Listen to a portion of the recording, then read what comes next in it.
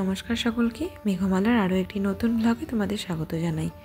কিছুদিন আগেই মকর সংক্রান্তির অনুষ্ঠান গেল, আর এই সময় বাঙালির প্রায় প্রতিটা ঘরেই পিঠেপুলি হয়ে থাকে। আমাদের বাড়িতে পৌষ সংক্রান্তির আগের দিন সমস্ত রকমের ভাজা পিঠেগুলো হয়ে থাকে এবং পৌষ সংক্রান্তির দিনে মকর পুজো হয় এবং তার সাথে সিদ্ধ পিঠে, যেটা ভাপা পিঠে বলে, সেটা হয়ে থাকে। আমাদের বাড়িতে যেহেতু সদস্য সংখ্যা বেশি, তাই অনেকগুলোই পিঠে করতে হয়েছিল। তবে সবাই খায় না, মেজজেঠু বা মেজে বড়োর জন্যে রুটি করতে হয়েছিল। আর কাকাও সকালের দিকে একটু রাগারাগি করেছিল এই পিঠে নিয়ে, তাই কাকাও সেদিন পিঠে খায়নি। তো যাই হোক, যেহেতু যৌথ পরিবার, তাই একা একা তো পিঠে করা সম্ভব হয় না, তাই সবাই মিলেই হাত লাগিয়ে করা হয়।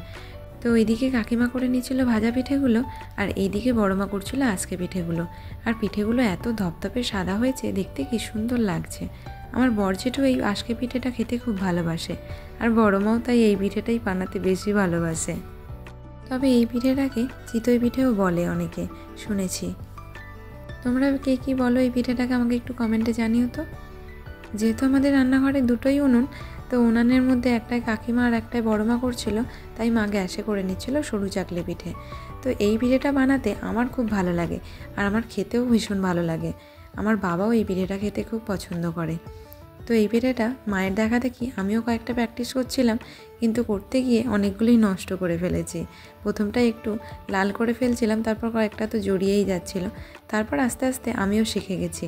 আর মায়ের দেখো একটুও তাপ লাগেনি, হাতে করেই তুলে ফেলছে। তো আমি এইভাবে তুলতে গিয়ে একটু ছ্যাঁকাও খেয়েছি, তারপর আমিও শিখে গেছি।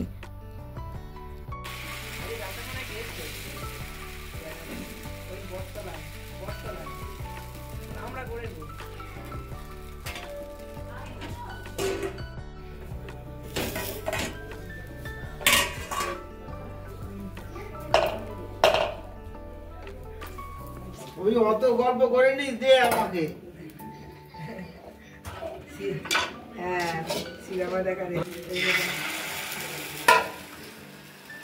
ওই মৌ দিদি দেখ একবার এদিকে দেখ, বলুন। তো দেখো, সমস্ত পিঠে আমাদের রেডি হয়ে গেছে। আজকে পিঠে, সরু চাকলি পিঠে, ভাজা পিঠে। আর এই গুড় দিয়ে সরু চাকলি পিঠে খেতে এত সুন্দর লাগে, আর গুড়টাও ভীষণ ভালো ছিল। তো চলো, আজকের মতো ব্লগটা তাহলে এখানেই শেষ করছি। পরের দিন ছিল আবার মকর সংক্রান্তির পুজো।